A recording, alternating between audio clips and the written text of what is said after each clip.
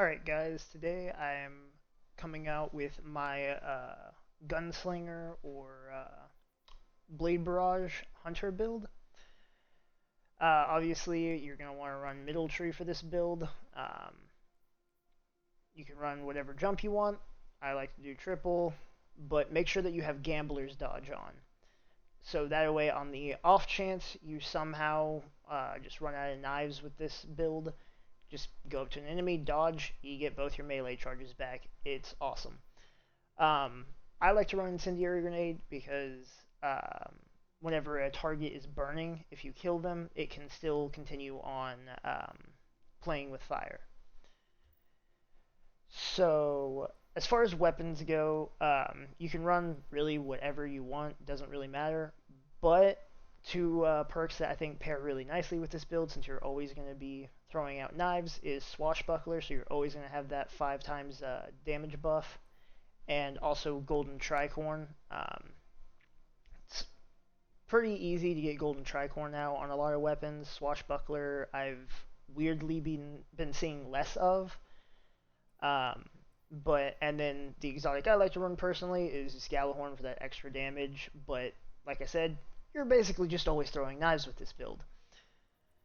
So, starting off with the helmet, I run Arc Affinity with Melee Wellmaker and double hands-on mods. So that way, since you're always going to be throwing your melee charge out, you're just getting a lot of super energy real easy. The gauntlets, I run Void Affinity with Font of Wisdom. The champion mod can be whatever you need it to be. I just have it on Overload because obviously I'm running an auto rifle with the Braytech with Swashbuckler.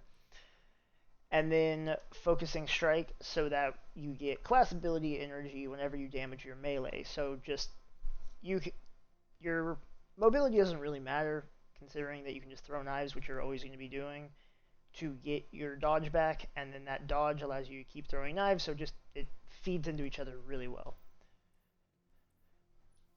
The exotic I chose to run for this build is Ophidia Spade. Just having that second knife charge is really nice. Shards of Galanor is cool and all, but when the nerf happened and you can only get 50% of your super, it's whatever. This, on the other hand, allows you to be throwing more knives. So one of your knife charges might be recharging. Well, you got a second one. Just keep throwing knives, get playing with fire. Once you're at times 3, you get your knives back so fast, but I have a couple of mods that will help you get it back even faster. So, the mods I'm running on Ophidia Spade, though, are Solar with Well of Life, Concussive Dampener, just my personal favorite, and Thermoshock Plating, because this season artifact allows you to have 2 resists instead of just 1 like normal. On the boots, I have a Solar Affinity with Bountiful Wells. So whenever you kill a target with your melee charge, you're going to be running a second one of those on the cloak I'll get to in a second. But this mod allows you to generate 3 solar wells for 1 blade throw kill. And those 3 wells will just get your melee charge back even faster. So again, it feeds into each other really easily. Absolution helps reduce all ability cooldowns each time you pick up an orb, and Recuperation replenishes health each time you pick up an orb. So, I mean, you can run Scavenger. I say this in like every video, but I just like running little things for abilities because I tend not to have too much of an issue with finding ammo. And then finally, we got the cloak.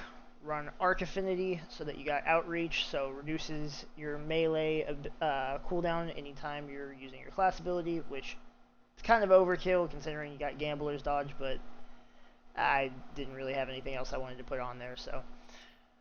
Melee Wellmaker, powered melee kills, as I said, you're going to be running, this is your second one for this build. It just allows you, whenever you get 1 solar throwing knife kill, that you spawn 3 elemental wells, so a lot of ability energy right there.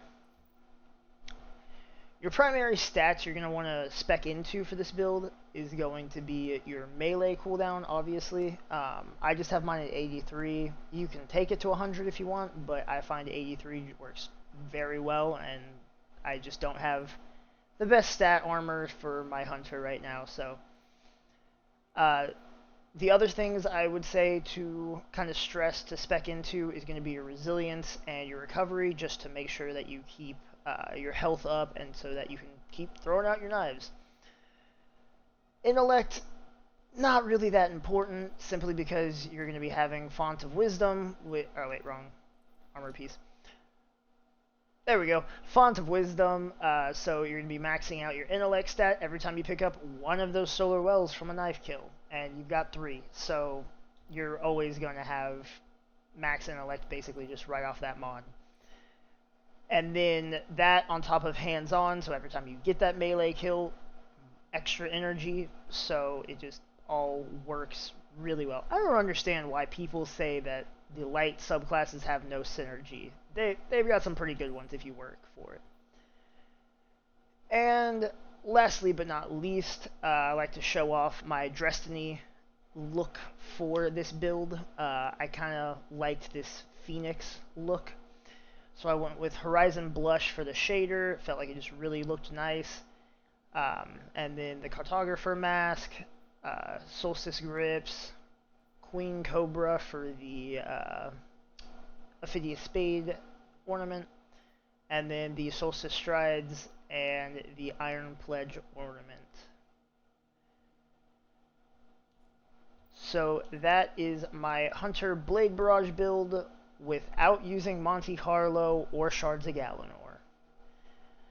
Thanks for watching, like, subscribe, and if you have any builds that you'd like for me to kind of come up with for you, just drop in the exotic that you want to use, the subclass you want to use, and the exotic weapon / armor piece. I think I said that earlier before. But just drop it in the comments. I will look at it, and within a couple of days to a week, I will come out with a build personally for your comment.